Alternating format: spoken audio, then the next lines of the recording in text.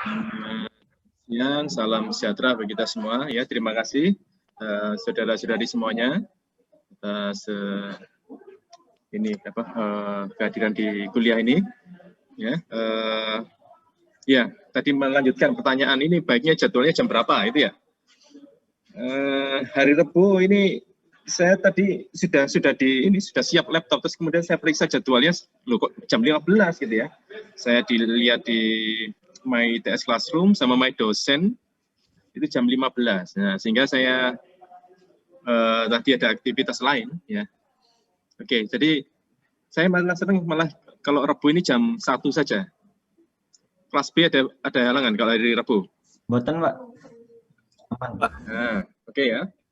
Hari Rabu jam 1 ya. Oke. Kemudian yang hari Jumat. Hari Jumat ya.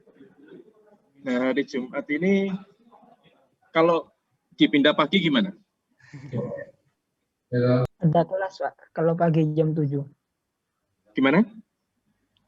Pagi jam 7 jam itu 7 ada kelas sismen. Pagi jam 7 ada sismen. Jam 9.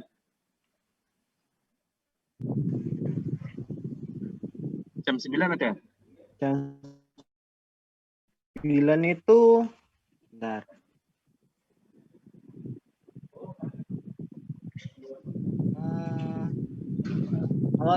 Kalau di saya enggak ada, Pak. Cuma kemarin kan saya jadwalnya harusnya material energi. Tapi kemarin akhirnya material energi dipindah karena rapat departemen. Jenengan juga nggak ikut rapat departemen, Pak? Ya. Oke, atau di hari Senin Selasa itu saya relatif kosong kalau hari Senin ya. Saya juga dipindah di hari Senin ya. Oke, nanti kita bicarakan ya yang hari Jumat ya. Hari Jumat itu kalau sore saya tidak bisa kalau sore. Atau kalau misalnya malam malah bisa. Terdiri atas daratan dan atau perairan dengan batas-batas tertentu. Ya, loh. Kalau diganti Senin jam 1 gitu gimana? Boleh, kalau Senin jam 1 kalau ya, teman-teman gimana? Bisa.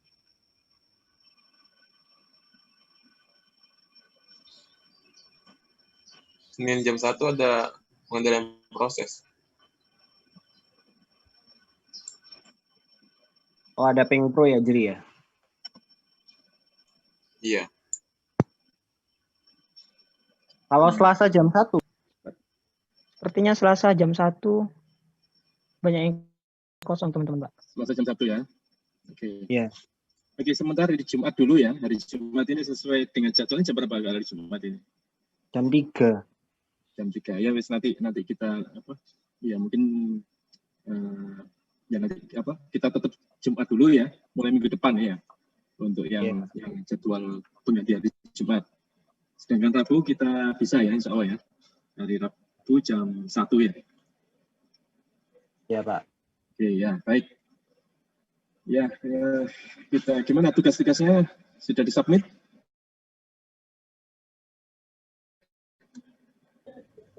Sampun. Ya, oke. Saya belum sempat memeriksa. Sama nanti akhir pekan saya periksanya. Ya. Oke, ya. Jadi di pekan ketiga ini materi kita itu terkait dengan interaksi cahaya dengan material ya. Nah, khususnya nanti kaitannya terkait dengan material yang digunakan dalam sistem optik. Ya. Jadi kita tahu material itu merupakan hal yang sangat penting ya, terkait kalau kita memilih teknologi ya atau besaran fisis yang digunakan ya. Jadi kalau kita menggunakan dengan visible infrared atau UV, maka materialnya berbeda dengan yang digunakan misalnya untuk gelombang mikro ya. Nah, ini tergantung pada materialnya ya. Oke.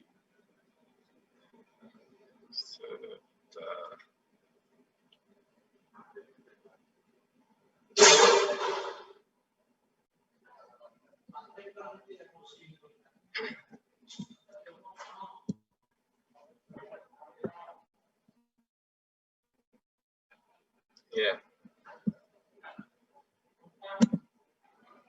Ntar saya mau buka file ya. Pak. Bentar, ya.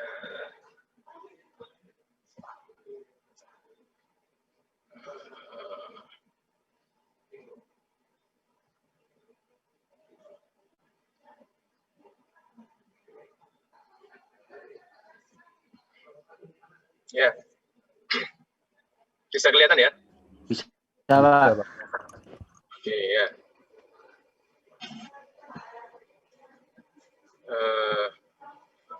Baik, ini kan teorinya sudah tahu ya bahwasanya cahaya dan apa itu cahaya, teori cahaya kan banyak ya, antara apa sebagai gelombang kemarin ya, sebagai partikel ya. Nah, ini terus memegang peranan sampai sekarang ya, sehingga pemahaman kita terkait dengan hakikat cahaya ini ya terus berkembang ya. Nah, sehingga kita ada konsep yang dikenal dengan foton ya. Foton. Nah, kalau konsep foton ini adalah bagaimana kita memandang hakikat cahaya sebagai partikel. Partikel artinya kita memandang ya ukurannya sangat kecil ya, sangat kecil. Ya, mungkin juga ke depan itu juga ada lagi mungkin teori yang bagaimana menganggap bagaimana kalau ukuran itu lebih kecil dari foton ya, lebih kecil lagi yang mungkin belum kita bayangkan ya. Nah, sehingga hakikat cahaya itu bisa apa? Mungkin bukan lagi sebagai partikel ya, mungkin apa sesuatu ya. Saya sendiri juga ya belum pernah membayangkan atau memikirkannya. Ya, dan kita tahu kalau itu foton maka yang kita hitung itu adalah energi ya, berupa energi bandelnya ya, itu berupa rumus yang sederhana ini ya. Jadi energi fotonnya itu adalah H dikalikan frekuensi ya, atau H dikalikan C seperlambdanya. Ya. Nah, kemudian pada skala yang lebih makro ya, dalam hal ini kita mendekati hakikat cahaya itu sebagai gelombang elektromagnetik, maka inilah gambaran cahaya. Cahaya adalah gelombang elektromagnetik ya. Dan di situ cahaya berbentuk gelombang yang terpolarisasi antara yang punya dua komponen ya, komponen medan listrik dan komponen medan magnet ya.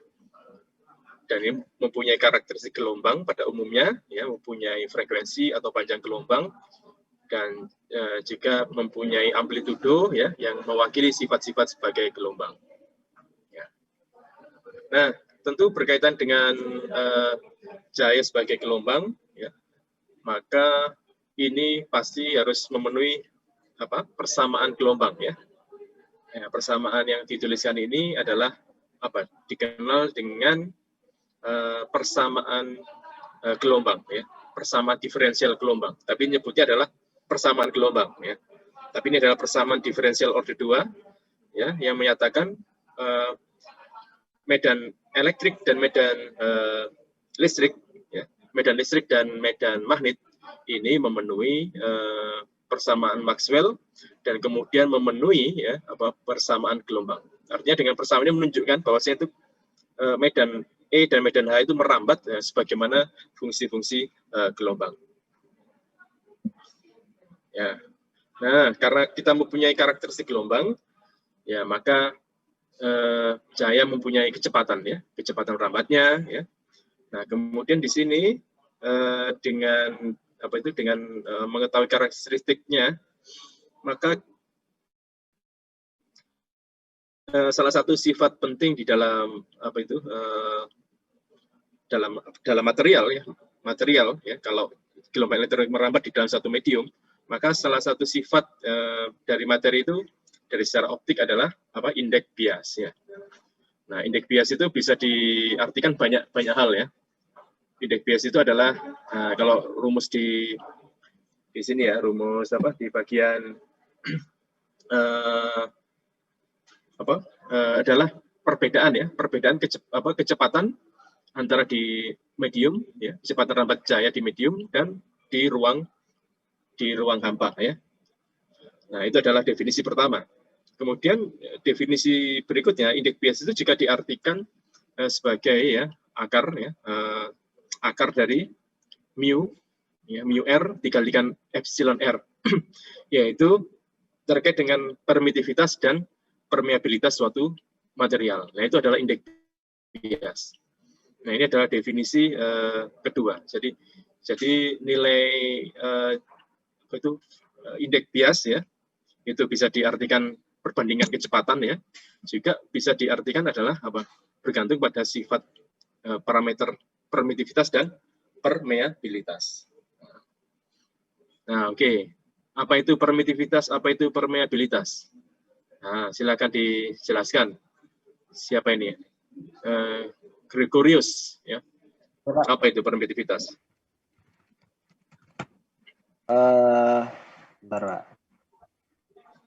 Langsung dibuka Google-nya ya. Apa itu permitivitas dan permeabilitas? Nah, saudara harus cepat ya, tanggap ya, mahasiswa teknik fisika harus ditanyain apa aja cepat meresponnya ya. Itu menggambarkan keluasan pengetahuan. Ya, apa itu permitivitas, permeabilitas? Permitivitas itu kalau seingat saya Pak, itu tentang kemampuan apa ya, benda tersebut menyalurkan elektron. Oke. Ya. Salah ya. Lainnya. Ya, boleh. Sudah menuju ke sana. Hilmi. M. Hilmi. Ayo, apa? Ini semester 7 ini ya. Ayo, semester 7 ya harus semakin kuat ini, kokoh ya pengetahuannya.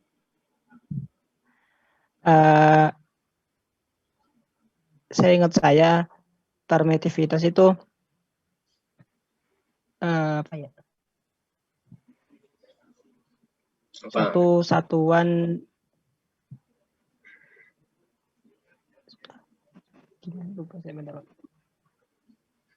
suatu kemampuan untuk sehingga saya dari permit kan artinya diizinkan, jadi suatu kemampuan cahaya bisa melewati ruang hampa, kalau salah gitu sih Pak. Iya, itu.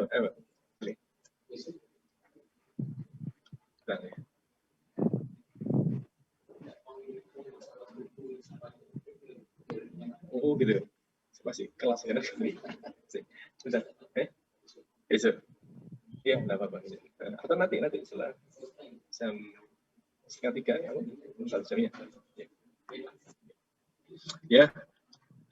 Aulia Nadila.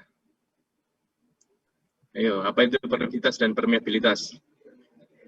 Nah, mestinya lainnya sudah dapat informasi kan, nyari kan di internet ini ya. Aulia? Oh, siapa? Ada mau berpendapat? Pak, silakan. Nyoba, Pak. Made, ya, sahabat Made ya? Iya, Pak. Ya, silakan Made. Kalau senangkep saya di kapasitor itu permitivitas itu kaitannya sama kemampuan suatu materi itu menimbulkan medan listrik, Pak. Kemampuan terpolarisasinya suatu material tersebut. Jadi sehingga bisa menimbulkan medan listrik. Kemudian kalau permeabilitas? Kalau permeabilitas mungkin kemampuan satu material. Kita harus cepat memberikan respon. Jadi terhadap istilah-istilah yang khususnya berkaitan dengan fisika ya. Jadi permitivitas itu adalah apa? Suatu kemampuan suatu bahan ya merespon adanya medan listrik ya. Ya bisa kecil, bisa besar ya, itu permittivity ya, ada nilai permitivitasnya. Kemudian sebaliknya ya, satunya permeabilitas berarti kemampuan merespon ya material ya terhadap adanya medan magnet ya. Jadi ini ada nilainya. Nah, sehingga indeks bias itu bisa dinyatakan dua hal itu ya. Indeks bias itu adalah akar mu r itu relatif ya. Mu r itu relatif ya, berarti relatif terhadap nolnya ya. Epsilon 0 atau mu 0. Mu r dikalikan epsilon r ya, akar kuadrat. Ya, itu adalah nilai indeks bias, definisi indeks bias secara elektromagnetik. Nah, menariknya nilai indeks bias ini mungkin sudah saudara berapa berarti nilai indeks bias ini? kalau dengan dilihat ya dari kemungkinan nilai mu sama epsilon ya, nilai n ini berapa? Atau indeks bias udara berapa? 1 ya indeks bias udara ya. Indeks bias air itu 1,3. Indeks bias apa itu gelas ya 1,5 ya. Kalau di atau indeks bias silikon misalnya ada 2 atau 3 ya. Di elektrik 2, 3 ya. Nah, itu kan positif ya. Nah, padahal n ini kalau secara matematika ya, kalau kita pada waktu itu ada orang yang kreatif. Nilai n ini bisa juga nilainya tidak harus positif ya. Ada bisa juga ini bernilai negatif ya. Nah, waktu itu tahun 60-an ada seseorang yang mengusulkan suatu material atau suatu medium yang memiliki indeks biasnya itu negatif ya. Nah, maka ini negatif ya. Kalau secara Elmak ini bernilai negatif bila apa? Bila ini ya, salah satu nilainya bernilai apa itu? Negatif ya, mu ataupun epsilonnya. Nah, itu ternyata terbukti. Sekarang ada namanya negatif indeks material ya. Material yang berindeks bias negatif ya. Nah, nanti saudara cari di internet ya. Ada material yang indeks biasnya itu negatif. Terus kalau negatif gimana fisika yang terjadi? Nah, ternyata juga hukum-hukumnya juga baru ya, beda dengan suatu material yang indeks biasnya itu positif. Nah, kemudian perkembangan berikutnya juga relatif baru ini ya, berapa tahun yang lalu. Kalau indeks bias itu kalau ada positif negatif berarti ada apa? Ada yang 0 ya, indeks biasnya 0 ya. Nah, ini kalau saudara search zero refractive index ya, itu juga muncul ya.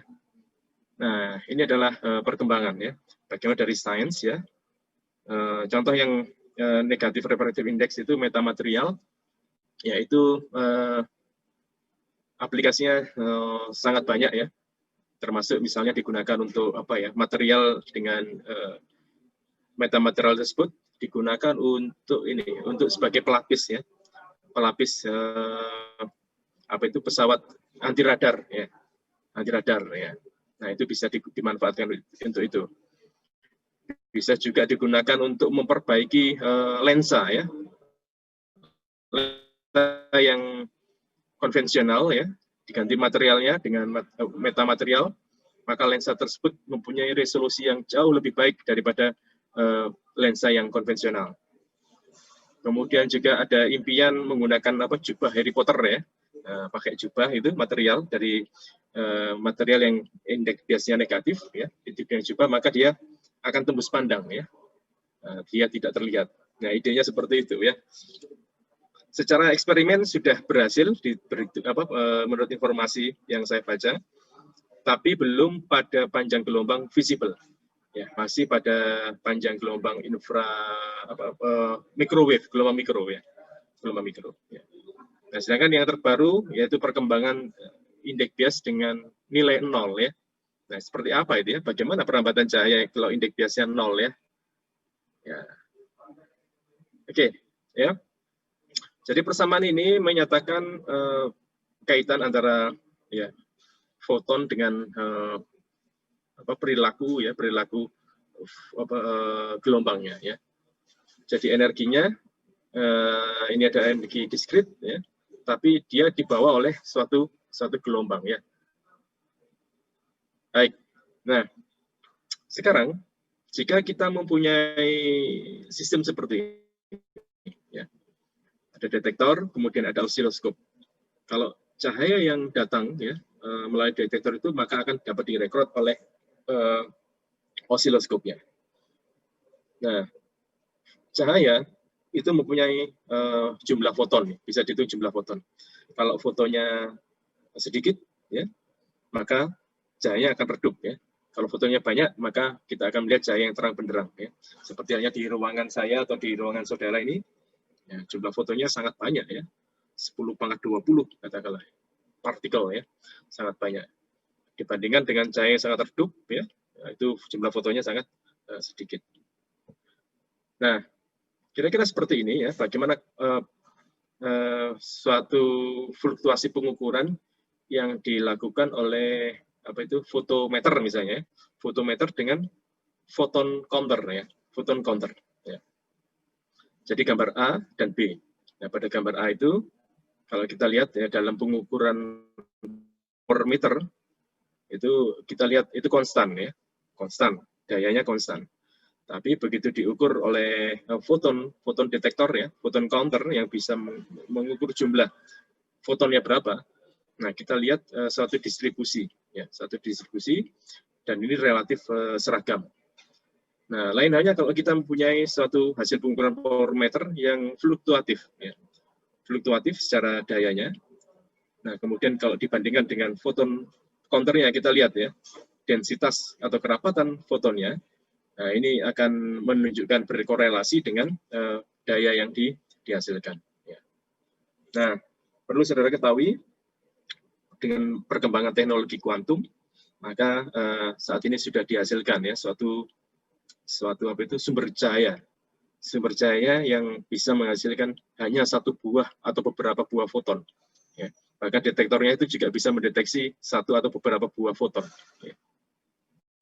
Nah, kalau kita membuat cahaya lampu ini kan 10 pangkat 20 fotonnya, sangat banyak sekali, 10 pangkat 14 ya, atau jumlahnya miliar triliun ya, banyak sekali fotonnya. Nah, ini dengan teknologi kuantum, ini bisa membuat foton emitter ya, jadi yang menghasilkan hanya beberapa buah foton, jadi partikel cahaya. Ya. Oke, jadi jika ini kita juga familiar terkait dengan warna ya. Warna ini kaitannya dengan energi. Jadi warna-warna ya, cahaya tampak ini terkait dengan energi yang ada dikandung dalam gelombang elektromagnetik ya, ataupun di dalam energi yang energi level dari material tersebut. Ya. Nah, ini jadi saudara bisa yang biasanya kalau kita di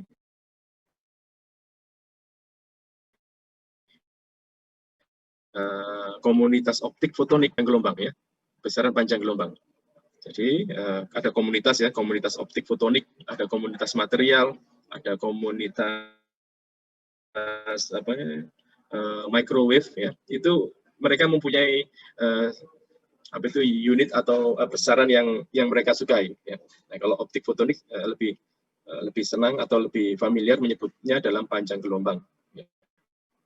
Nah, sehingga cahaya tampak ini adalah memiliki panjang gelombang 400 sampai 700 nanometer ya. Nah, ya ini seperti ini.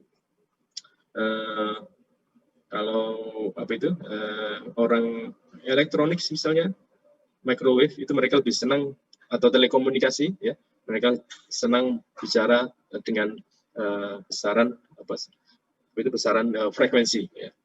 Kalau orang spektroskopi lebih senang bicara besaran wave number ya.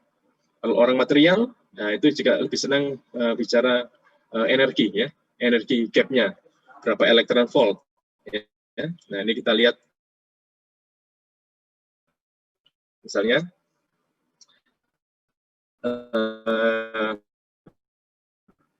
violet ya, biru 2 volt, kalau merah itu 1,62 elektron volt ya. Nah, kita dikaruniai oleh Tuhan Yang Maha Esa, Yang Maha Kuasa, mata ya, mata yang mampu mendeteksi cahaya tampak ya, dari panjang gelombang 450 ya sampai 650 ya. Ini saya juga belum pernah ngukur sebenarnya ya. Ya, kita percaya saja ya.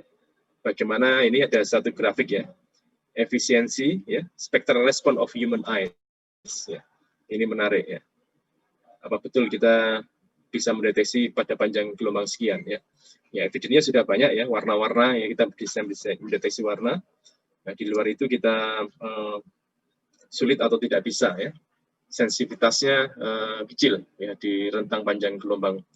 Ya, secara teori 400 sampai 700 ya, tapi secara ini ya, secara sensitivitasnya atau dikenal di sini dengan efisiensi, ya, kita lihat di panjang gelombang bagian tengah, ya, antara hijau dan kuning, ya, antara hijau dan kuning. Ya. Dalam hari ini kalau dilihat peak-nya itu adalah antara hijau dan kuning, ya, ya sekitar kuning itu ya, kuning dan hijau itu yang kita sangat sensitif, ya. Ya, di sini juga kita juga bisa mengeksplor, ya. Misalnya bagaimana dengan makhluk hidup lainnya? Apakah sama mereka melihat apa yang direspon oleh manusia? Ya? Ternyata luar biasa, ya. Ternyata makhluk hidup itu juga merespon, mempunyai rentang penglihatan yang berbeda-beda. Ada yang mampu melihat di rentang panjang gelombang UV, ya, bahkan ke infrared, ya.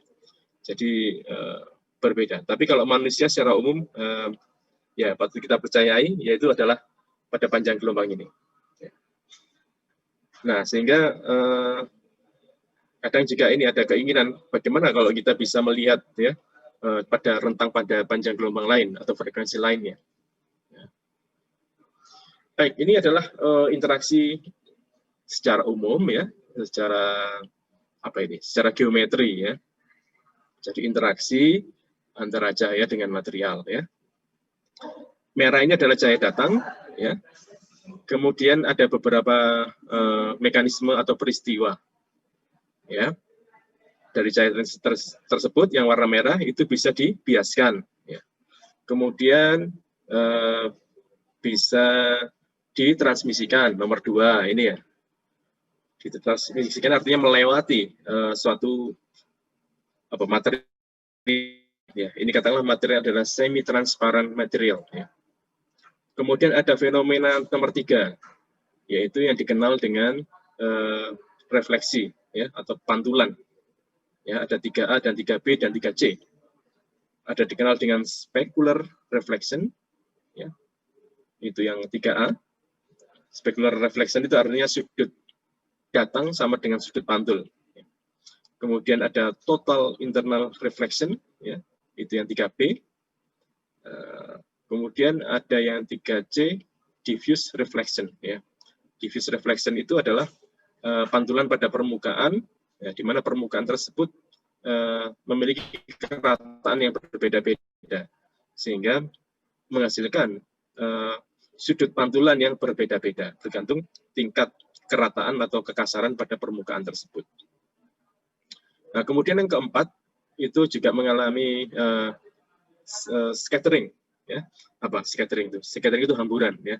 Jadi cahaya itu, ya, di dalam material tentu material tersebut ada yang sempurna, yang homogen, ada juga material yang kurang sempurna, ya. Dalam arti di situ ada imperfection, ada cacat material, ada gelembung, ada rongga udara, ya, dan seterusnya. Nah, di situ maka akan ada namanya scattering, ya, nomor 4. Nah, kemudian peristiwa lain juga terjadi yang dikenal dengan dispersi. Ya. Dispersi ini adalah pembelokan arah cahaya akibat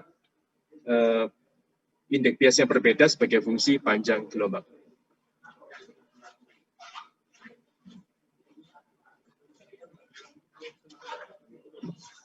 Oke, sebentar ya, saya ambil charger laptop.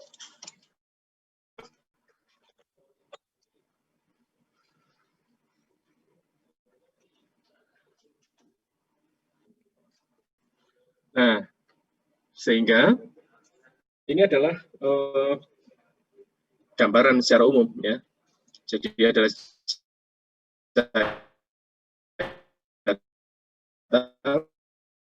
ya, dengan I0. Nah, kemudian ada namanya yang diserap, ya, atau absorb, ya, absorbed, yaitu IA, dan ada yang ditransmisikan, yaitu IT. Nah, sehingga secara total, ya, berlaku hukum ini, ya, kekekalan, ya, hukum, ya, kesamaan, yaitu I0 sama dengan IT ditambah IA ditambah IR, ya. Nah, dari situ, dari apa yang mampu diserap, dipantulkan dan ditransmisikan, Maka klasifikasi material optik itu dibagi menjadi 3, ya, yang terlihat oleh visible, ya, yaitu ada yang transparan, kemudian ada yang translucent, dan ada yang opak, ya, ada yang opak. Ya. Nah, sehingga kita bisa melihat, ya, material-material itu kan. Ada material insulator, ya, ada material metal, dan ada material semikonduktor. Dan kita lihat material itu mempunyai warna yang berbeda. Ada yang transparan, ya, gelas itu transparan, ya, kaca, ya, misalnya kaca apa itu, bukan cermin, ya, kaca jendela itu transparan. Kemudian metal itu biasanya berkilau, ya, dan juga opak. Nah, kemudian ada lagi material semikonduktor, ya, kalau sudah pernah lihat. Semikonduktor itu bisa berwarna-warna macam, bisa transparan, bisa opak, dan juga bisa bisa juga berkilauan, ya. Ya, jadi di sini yang bisa menjelaskan, ya, kenapa kok material ini punya warna A, B, C, ya, punya warna hijau, kuning, ya, kemudian kenapa dia itu berkilau apa tidak, ya, itu dapat dijelaskan melalui fisik, ya, menjadi fisika. Oke, nah ini, ya, pertanyaan ini, mengapa, ya, silikon itu berwarna hitam dan shiny? Shiny itu apa? Berkilauan, ya.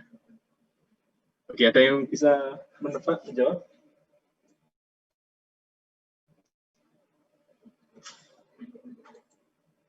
Yuk, silakan.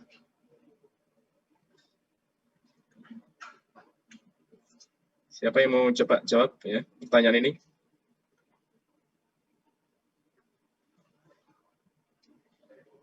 Andi Kurniawan atau lainnya?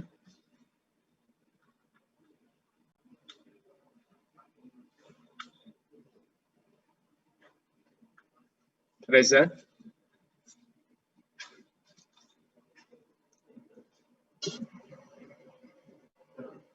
Halo? Bisa dengar suara saya? Bisa, Pak. Bisa, Pak. Nah, ya, coba di ini. Coba ada yang coba menjelaskan mengapa, ya? Mengapa, ya, silikon itu berwarna hitam, ya, seperti ini, dan shiny, berkilauan. Kaitannya dengan tadi, apa, dengan energi, ya.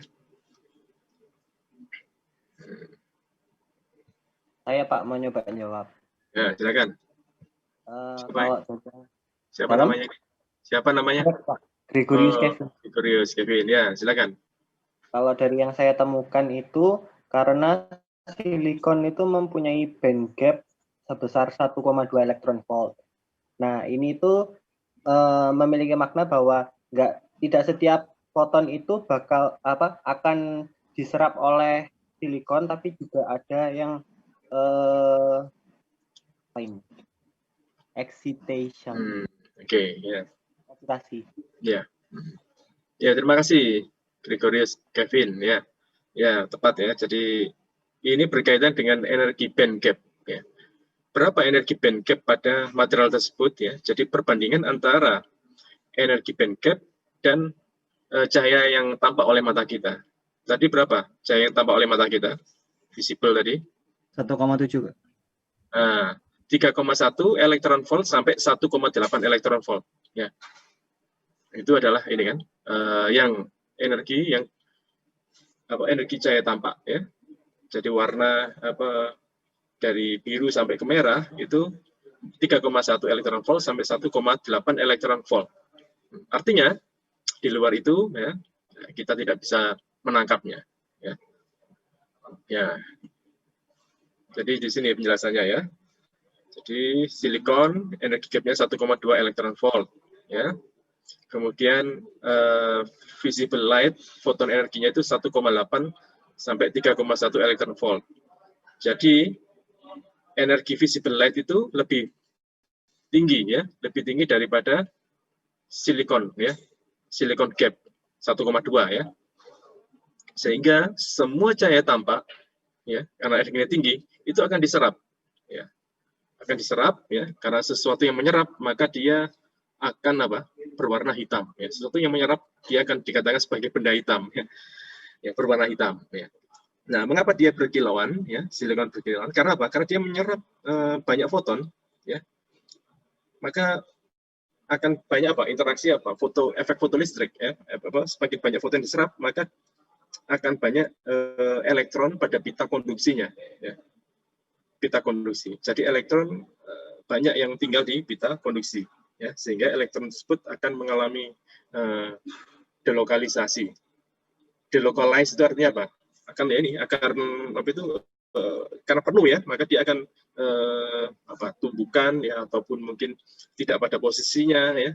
Nah, sehingga dia akan istilahnya delocalize, lepas ya, tidak pada lokasinya.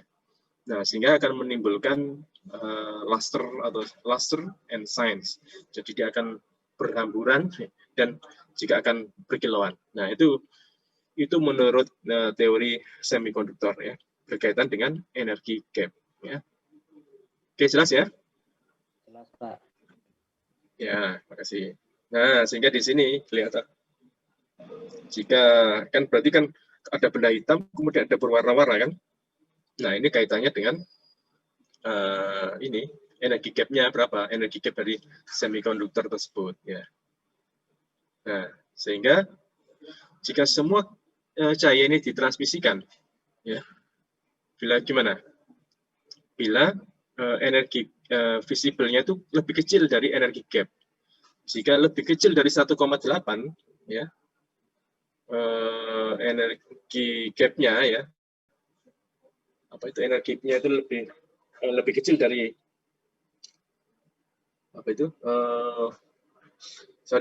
jika energi visible-nya ya itu lebih besar daripada energi gap-nya, maka ini akan diserap. Dan kebalikannya, jika energi visible ya, itu lebih kecil ya daripada energi gap, jadi energi gap-nya misalnya 5 ya, maka ini foton akan ditransmisikan ya.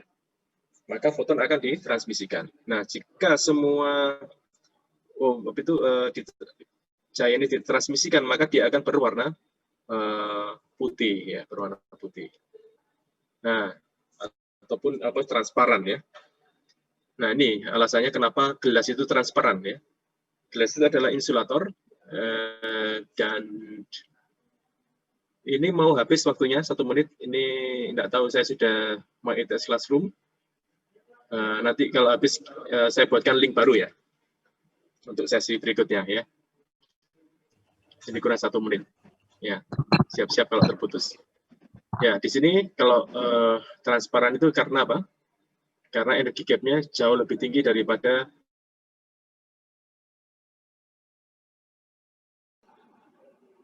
Oke, kita lanjutkan lagi ya. Jadi tadi karena energi gap-nya ya yang lebih besar sehingga dia akan terlihat transparan ya. Oke,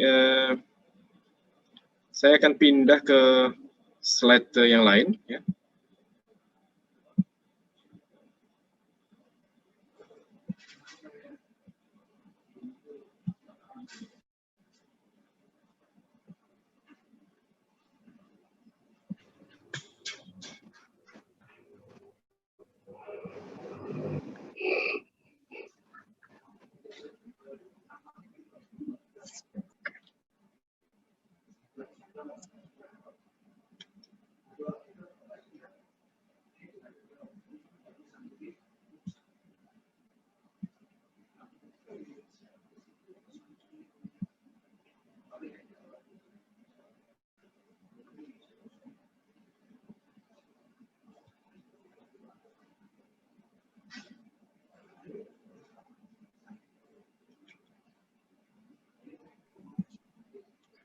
Ya, ini adalah slide dari Prof. Rick Trebino ya, dalam mata kuliah optik. Jadi bagaimana interaksi cahaya dengan materi Nah, khususnya nanti ada namanya koefisien absorpsi dan nilai indeks bias ya.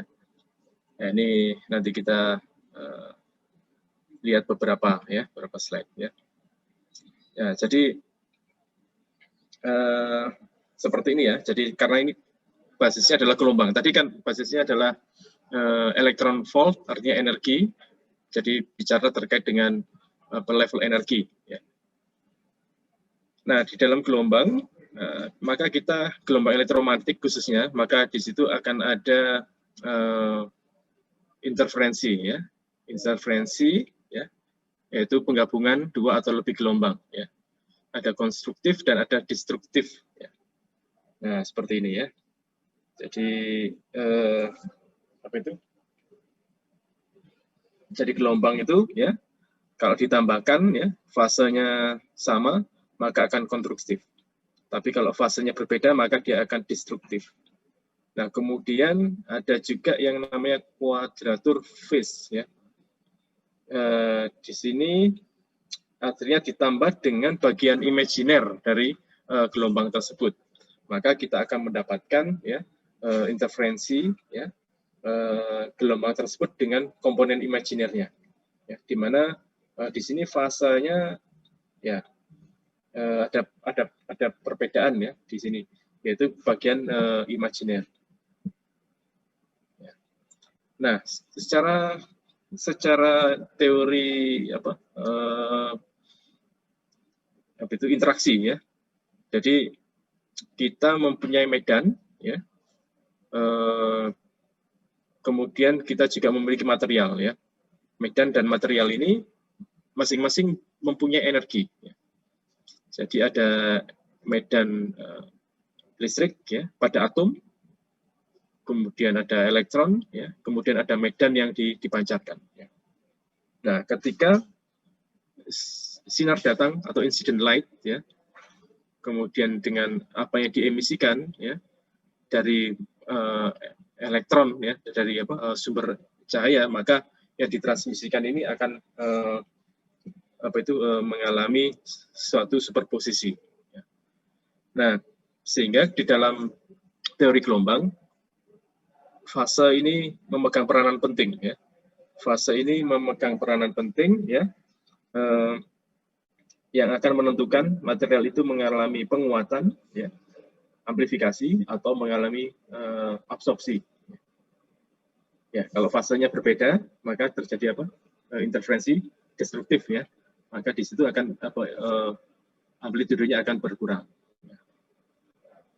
Oke ya. Jadi di sini yang terjadi adalah kita tinjau kembali mata kuliah gelombang ya. Mata kuliah gelombang itu kita belajar adanya osilator ya. Ada osilator paksa, kemudian di situ ada resonan ya. Resonansi ya, resonan. Nah, ini contoh fenomena resonansi di skala yang besar ya, yang bisa dilihat oleh mata, yaitu hancurnya jembatan Tacoma ya, Tacoma Narrow Bridge ya, yang dia hancur karena hembusan angin, di mana hembusan angin tersebut memiliki frekuensi yang sama dengan frekuensi natural dari gelombang tersebut ya. Ya, nah seperti ini. Jika kita memiliki osilator paksa ya. Jadi energi yang datang pada material tersebut bisa digambarkan dalam 3 skenario ya. Jika frekuensinya itu jauh lebih kecil dari frekuensi natural ya, maka akan mengalami vibrasi yang lemah dan sefase.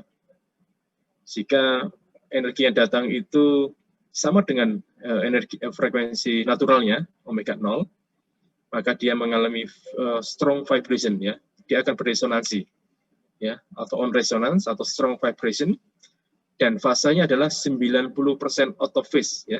Jadi mengalami perbedaan fase sebesar 90 derajat. Nah, kalau lebih frekuensi yang bekerja pada material tersebut lebih tinggi dari frekuensi naturalnya, maka dia akan mengalami vibrasi yang lemah dan memiliki perbedaan fase 180 derajat ya. Ini yang kita peroleh di mata kuliah fisika gelombang ya, atau fenomena gelombang. Ya. Ya, jadi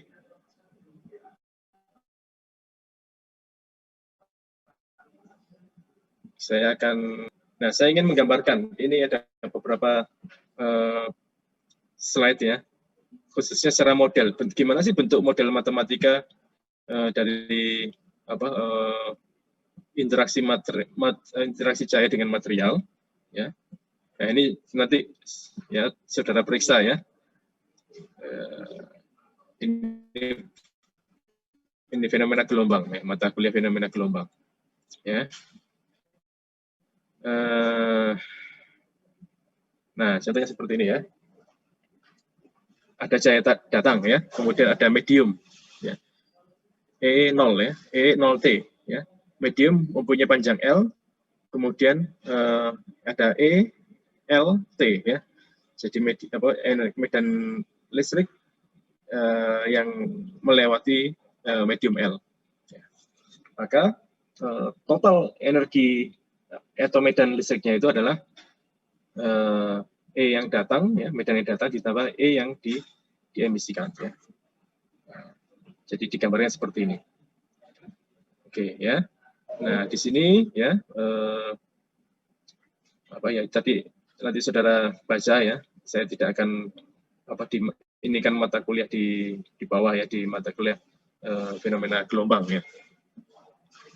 Saya ingin menunjukkan seperti ini. Jadi pada solusi dari tadi ya. Nah ini ya, bentuk E-nya tadi itu secara ide itu adalah ini, saudara. Jadi ada namanya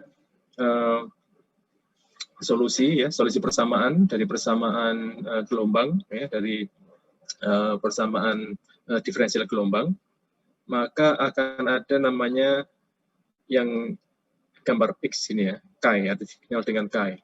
Itu adalah dikenal dengan susceptibility ya, atau susceptibilitas ya. Jadi medan yang datang ya dan yang bekerja pada material tersebut ya itu menghasilkan suatu P, nilai P. P itu adalah polarisasi yang polarisasi pada material tersebut. Ya. P itu adalah fungsi memiliki namanya chi atau dikenal dengan susceptibilitas. Jadi medan dengan chi maka dia akan mengalami polarisasi, degree of polarisasinya. Jadi ada material yang mudah sekali terpolarisasi. Ya. Terpolarisasi itu artinya apa? Elektron atau atomnya itu arah getarnya itu sama. Misalnya ke atas ke bawah ya.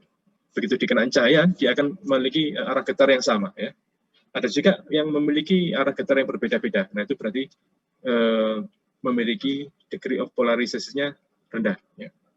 Nah, atau dikenal dengan material yang tidak terpolarisasi.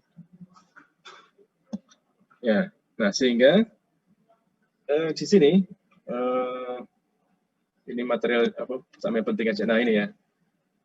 Nah, ini adalah bagaimana perambatan medannya. Jadi medan yang merambat di dalam satu material tadi itu digambarkan dengan persamaan ini. Ya, E0 itu adalah amplitudonya, EXP itu apa? Eksponensial ya.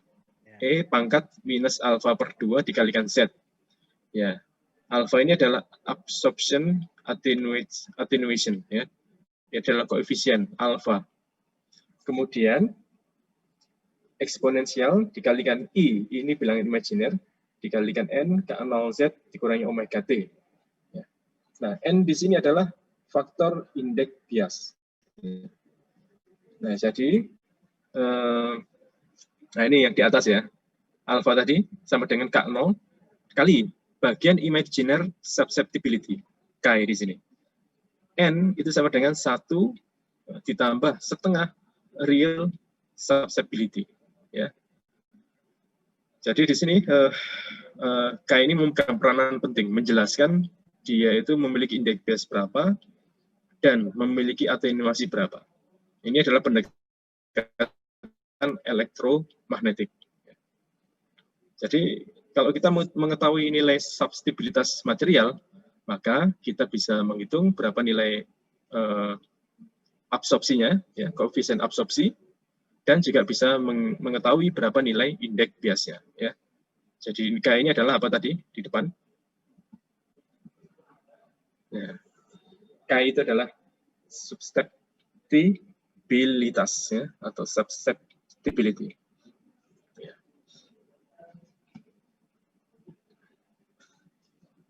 Nah, gambarnya seperti ini responnya, ya. Jadi respon indeks biasnya ini adalah dikenal dengan indeks bias kompleks, ya. Ya, N dan alfa ini indeks bias kompleks, ya. Ya, N dengan apa itu? Garis bawah ini adalah N ditambah I dikalikan alfa dibagi 2 K0, ya. Ya. Atau N plus I dikalikan kappa, ya. Kappa ini adalah alfa per 2 K0, ya, yang menunjukkan absorpsi. Nah, secara umum responnya seperti ini, saudara-saudari.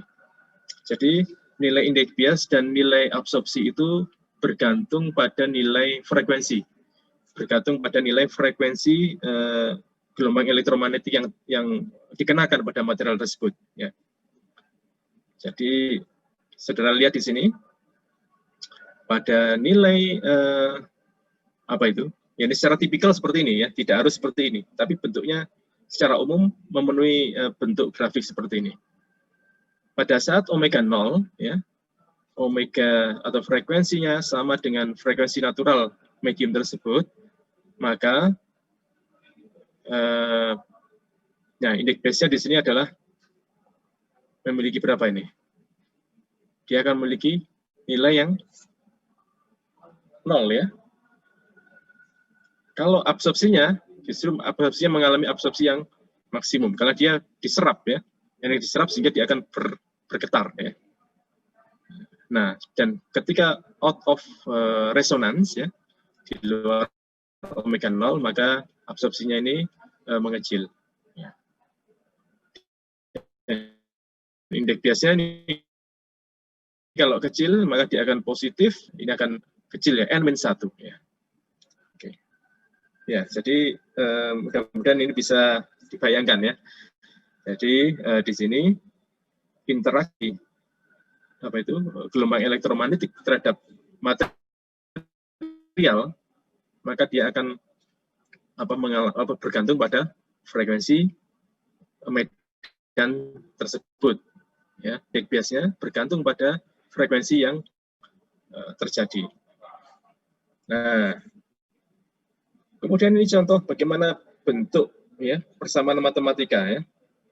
Kalau cahaya tersebut pindah dari medium 1 ke medium kedua, ya. Misalnya medium 1 ini adalah medium udara, ya, indeks biasnya 1. Kemudian koefisien absorpsinya 0, ya. Nah, kemudian medium 2 ini katakanlah indeks biasnya 2. Kemudian koefisien absorpsinya adalah positif, ya, berarti lebih besar dari 0, ya. Maka kita lihat bentuk gelombangnya ini punya vektor K0, ya, arahnya K0, maka begitu dia memasuki medium 2, kita lihat jika arah vektornya juga NK0 dikalikan indeks biasnya, jadi 2 kalinya, lebih rapat gitu, ya. Kita lihat ini pada jarak yang sama dia gelombangnya lebih rapat, ya. Nah, di sini panjang gelombangnya itu kayak menurun, ya. Wavelength decreases, ya.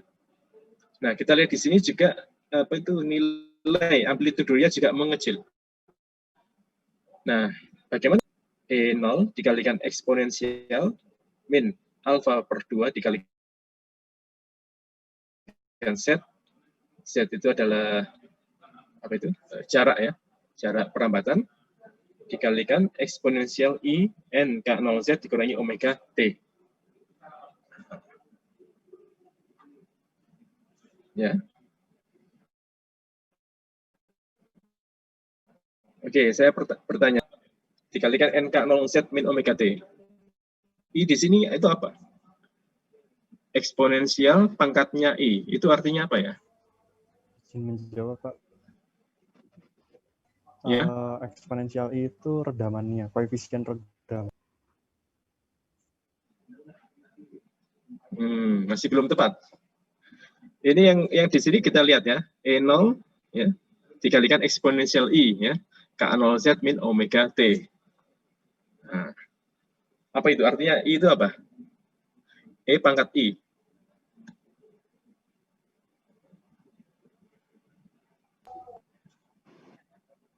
Ya, silakan.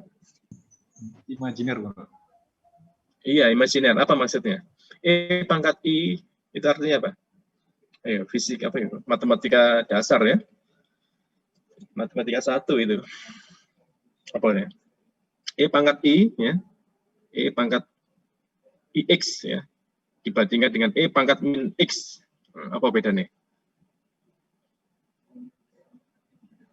Nah, ini sudah jelas kelihatan gambarnya, ada gambarnya kan? E pangkat I itu gelombang. E pangkat X itu eksponensial. Nyebutnya ya betul ya, tapi bukan gelombang, fungsi periodik ya. E pangkat itu tidak lain adalah fungsi periodik kan ya, sin X ya. E pangkat IX itu sama dengan sin X apa? Plus minus I cos X ya.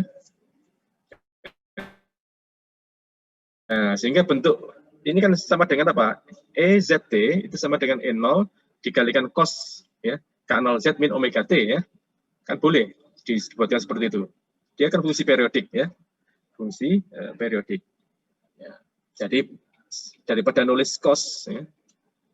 Gitu ini. Jadi lebih familiar kalau di dalam buku-buku ya atau buku apa?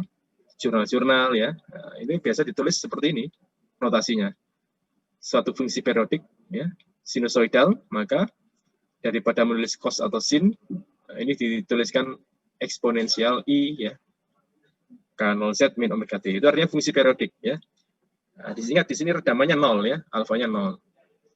Nah, begitu masuk ke dalam medium yang mempunyai koefisien absorpsi, nah, maka di sini apa? Dia akan melemah kan ya.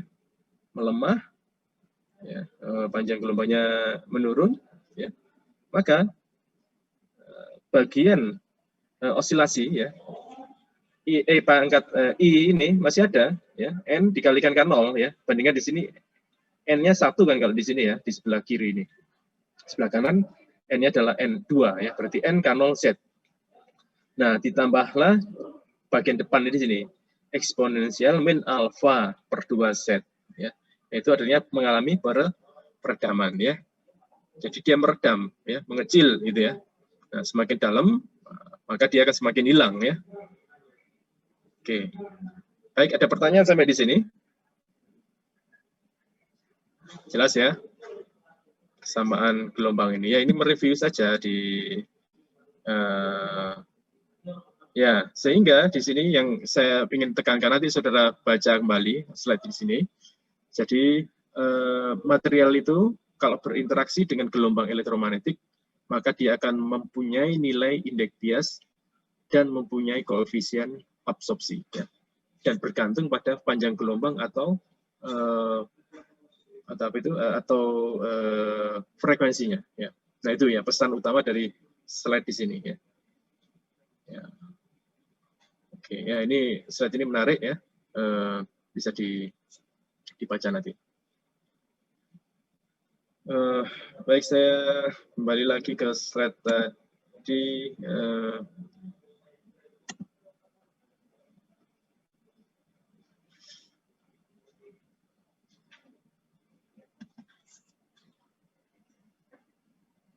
Bagian akhir tadi, ya. Oke, ya. Nah, itu tadi yang LMAC ya. Kemudian di sini, nah setelah LMAC sudah sulit ya. Tambah lagi kuantum ya, kuantum juga sulit ya. Ya, tapi ya sulit kalau kita belum mempelajarinya ya. Tapi kalau kita mempelajari ya insya Allah kita semakin paham. Tapi memang ya sulit ya. Memang harus kita akui tidak mudah, tapi bisa dipelajari ya. Baik, nah sekarang kalau kita bandingkan suatu materi yang terdiri dari banyak sekali atom, ya. Maka kita tahu gerakan-gerakan atom atau materi tersebut itu berdasarkan hukum-hukum di quantum mechanics, ya khususnya adalah persamaan Schrödinger, ya. Schrödinger. Nah, dari persamaan Schrödinger tersebut, maka kita akan memecahkan, ya. Jadi materi tersebut berada dalam potensial energi, ya, dalam satu sistem energi, ya. Ya sama, tadi materialnya dikenakan cahaya, ya, dikenakan cahaya sebagai gelombang. Nah, kalau ini materi yang dikenakan energi, ya, cahaya sebagai manifestasi energi, ya. Nah, maka di sini yang dicari adalah berapa energi yang terjadi, ya. Maka dari persamaan diferensial order 2 di sini yang dikenal dengan persamaan Schrödinger, maka di sini kita akan mencari bagaimana bentuk sistem energi yang terjadi di dalam sistem dalam materi tersebut. Ya, nah sehingga didapatlah misalnya kita tahu materi helium misalnya, ya. Nah itu terdekomposisi menjadi level-level energi, ya, level-level energi. Kemudian juga ini kalau di grafik sebelah kanan kita lihat, ya, misalnya pada gas, ya, atom-atom yang terisolasi dalam gas itu kan atomnya jumlahnya sedikit dan tidak saling berinteraksi atom-atomnya, tabrakannya kecil peluangnya. Nah, sehingga kita lihat pita energinya begitu tipis, ya, tipis, ya, 1s, 2s, 3p, 3s, 3p, ya. Kemudian metal. Nah, metal di sini sudah mulai pitanya lebar, ya, lebar, ya.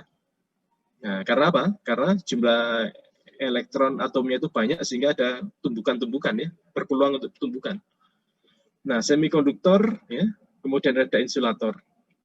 Nah, yang membedakan metal, insulator, dan semikonduktor ini dikenal dengan adanya suatu energi gap, ya. Energi gap antara pita konduksi dan pita valensi. Semakin besar energi gapnya, maka dia bersifat insulator, ya. Maka insulator seperti hanya gelas. Kalau dia semikonduktor, maka in between, ya. Jadi energi gapnya, ya, masih dimungkinkan elektron itu bertransisi dari konduksi ke valensi, ya. Dan metal berarti lebih mudah lagi, ya, elektron bertransisi, ya. Nah, kembali ke teori, ya, kuantum, ya.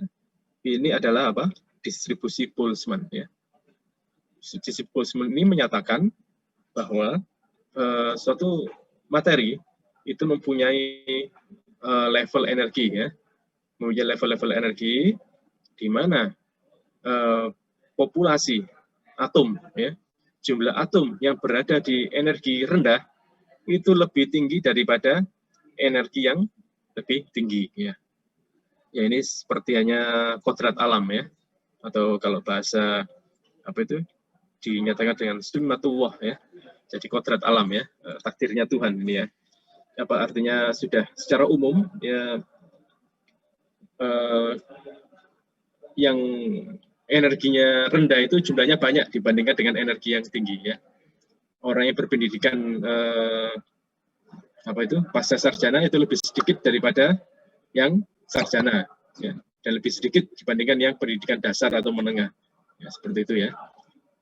Ya, jadi ini adalah gambaran distribusi Boltzmann. Jadi energi level yang memiliki energi tinggi itu jumlahnya lebih sedikit dibandingkan dengan energi yang rendah, ya. Nah, ini kembali ke teori Einstein, ya. Einstein ini menemukan banyak sekali teorinya, termasuk teori Einstein yang dikenal dengan koefisien ABC Einstein, ya. Ini adalah kalau kita bicara dengan laser, ya, siapa sebenarnya yang menggagas laser pertama kali, ya? Yang menemukan adalah Theodor Maiman, ya. Tapi yang punya ide pertama kali, ya, konsep amplifikasi itu adalah menurut yang ilmiah itu adalah Einstein, ya. Jadi Einstein pertama kali menjelaskan bagaimana proses absorpsi, kemudian emisi spontan dan emisi stimulasi ya. Nah, sehingga di sini ada cahaya bisa dikuatkan ya atau light amplification. Nah, ini ya, dijelaskan oleh Pak Einstein ya. Untuk materi laser ini sudah pernah dijelaskan belum ya di mata kuliah teknik optik? Masih ingat belum? Atau belum pernah? Sudah pernah, Pak. Pernah ya, sudah pernah ya? Ya, sudah pernah ya. Ya, baik. Jadi cahaya itu juga dibedakan beberapa ya sumber cahaya ya. Ada thermal light ya. Kemudian ada luminescent light ya, sumber cahaya itu ya. Ada thermal light, ada luminescent light ya. Kemudian yang menariknya lagi ya itu tadi dua ya, ada thermal light, ada luminescent light ya. Kemudian ada laser juga. Nah, ini untuk tugas ya untuk pekan ini. Jadi nanti mohon dibaca fisika bahan kan sudah pernah ya, sudah diambil ya. Sudah, Pak. Sudah, Pak. Ya, semikonduktor ya. Nah, ini terkait dengan PN junction. Menurut saya ini PN junction ini luar biasa sekali ya teknologi semikonduktor ini. PN junction ini ya bentuknya tipe P dan tipe N ya semikonduktor ya. Tipe P ini berarti kelebihan apa?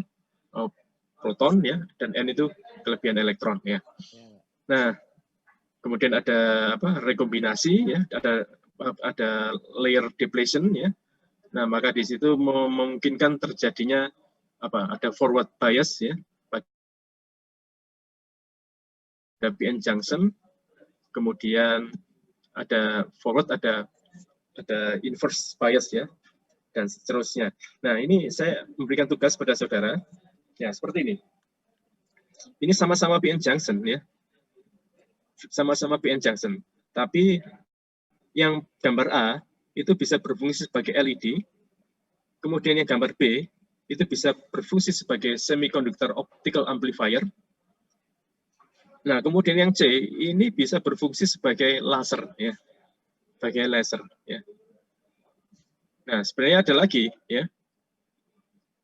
Fotovoltaik ya, itu kebalikannya ya. Kalau ini memancarkan atau fotovoltaik ya atau sel surya itu juga PN junction, tapi dia itu menerima energi matahari. Oke ya, sebagai tugas ya. Jadi tolong dicari ini ya referensi penjelasan prinsip kerjanya PN junction ya sebagai LED, kemudian PN junction sebagai optical amplifier, dan PN junction sebagai laser ya, laser dioda. Baik, mungkin ini kuliah untuk hari ini. Ada tanggapan, pertanyaan?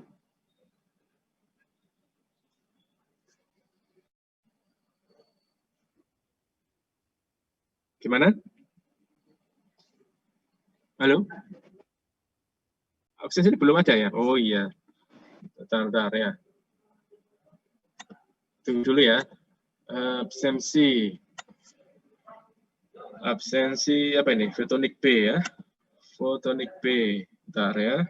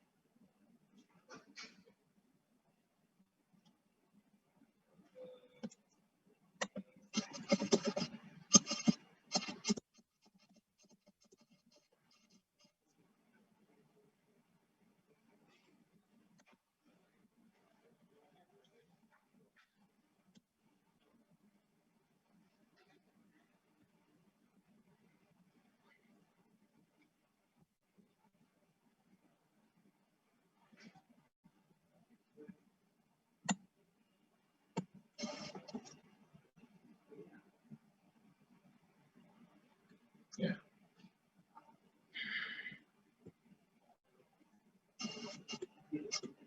Baik ya. Baik, itu kode presensinya ya untuk kuliah hari ini. Kemudian sementara kita akan agendakan pertemuan mendatang di hari Jumat ya. Oke, tugas untuk minggu ini tadi ya, saudara mereview atau mencari bahan semikonduktor ya yang berfungsi sebagai LED, kemudian berfungsi sebagai apa itu amplifier dan berfungsi sebagai laser. Ya. Oke, baik. Ada lagi pertanyaan sebelum kita tutup, kita akhiri?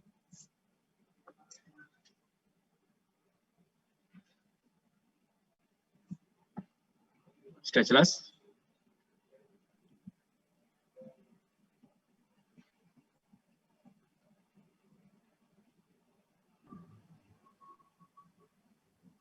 Baik, jika sudah tidak ada tanggapan ya bisa kita tutup ya.